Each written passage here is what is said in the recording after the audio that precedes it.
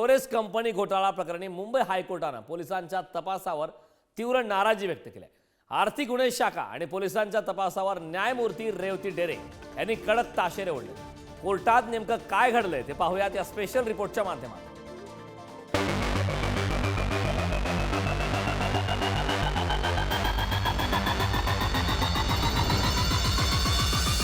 कोट्यवधी रुपयांच्या टोरेस घोटाळा प्रकरणाचा तपास करणाऱ्या मुंबई पोलिसांच्या आर्थिक गुन्हे शाखेची मुंबई हायकोर्टानं कानउघाडणी केली। 15 दिवसांपूर्वी टोरेस घोटाळा उघडकीस आला। त्यानंतर आधी शिवाजी पार्क पोलीस ठाणे आणि नंतर आर्थिक गुन्हे शाखेनं तपासाची सूत्र हाती घेतली। टोरेसच्या विविध शाखा आणि अटक आरोपींकडून तब्बल 20 कोटी रुपयांची मालमत्ताही जप्त केली। मात्र पोलिसांच्या या तपासावर मुंबई हायकोर्टाच्या न्यायमूर्ती रेवती डेरे यांनी तीव्र नाराजी व्यक्त केली।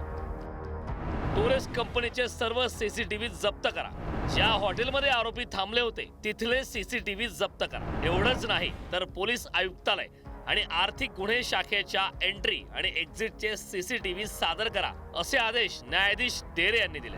आरोपींनी 2 आधार कार्ड, पॅन कार्ड कशी बनवली या दृष्टीने तपास करा। या घोटाळ्याचा सुगावा लागल्यापासून गेले 6 महिने पोलीस काय करत होते अशी कान उघाडणीही न्यायाधीश डेरे यांनी केली। या प्रकरणाची माहिती पोलिसांना देणारा whistle blower CA Abhishek Gupta याला संरक्षण द्या असे आदेशही कोर्टाने दिले। याबाबतची पुढील सुनावणी येत्या 22 जानेवारीला होणार आहे।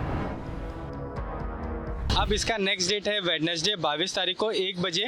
टिल देन मेरे क्लाइंट को सीए अभिषेक गुप्ता को प्रोटेक्शन मिल गया है। प्रोटेक्शन देते वक्त हमारे तरफ से काफ़ी ज़्यादा आर्ग्यूमेंट्स हुआ। कोर्ट का ऐसा कहना था कि आप लोग क्या कर रहे थे, ठीक है। इसके ऊपर कोर्ट ने बहुत बड़ा कॉग्निजेंस लिया और ईओडब्ल्यू को पूछा कि अगर पुलिस टीम को पता था, इन्वेस्टिगेशन एजेंसीज को पता था, तो आप लोग कर क्या रहे थे।